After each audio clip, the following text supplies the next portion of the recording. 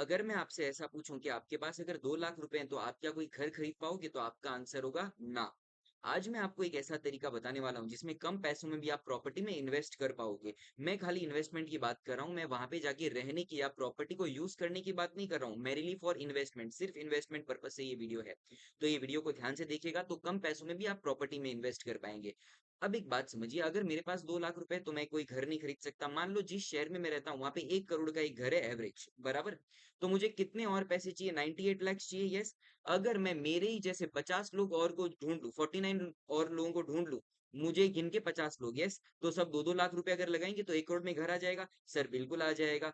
अब इसी तरीके का कुछ इन्वेस्टमेंट सरकार ने हमें ऑप्शन दिया है। 2014 से ये ऑप्शन आया है आपके पास। 2017 और 2019 में इसकी कंपनी बननी शुरू हो गई है, जिसको हम बोलते हैं रियल एस्टेट इन्वेस्टमेंट ट्रस्ट और इंफ्रास्ट्रक्चर इन्वेस्टमेंट ट्रस्ट। इनके अंदर हम लोग क्या करते हैं, हम लोग पैसे देते हैं कंपनी को। जैसे हम कंपनी के शेयर्स खरीदते हैं ना, वैसे ही रियल एस्टेट इन्वेस्टमेंट ट्रस्ट और इंफ्रास्ट्रक्चर इन्वेस्टमेंट ट्रस्ट के आप यूनिट्स खरीद सकते हो। इनके यूनिट्स थोड़े महंगे आते हैं, और आप अगर सस्ते भी हैं तो आप मल्टीपल यूनिट्स खरीद लो। ये कंपनियां क्या करती है, आपके पैसों को प्रॉपर्टी में इन्वेस्ट करती है, और प्रॉपर्टी में इन्वेस्ट करने से जो रेंट वगैरह होता है वो आपको पास हो जाता है। जैसे कि मैंने एग्जांपल लिया, अगर हम 50 लोग साथ में आ जाएं, 2-2 लाख रुपए लगाएंगे, तो हम लोग 1 करोड़ का फ्लैट ले पाएंगे। उस 1 करोड़ के फ्लैट में से जो रेंट आएगा हम 50 लोगों में बांट लेंगे, यस और नो।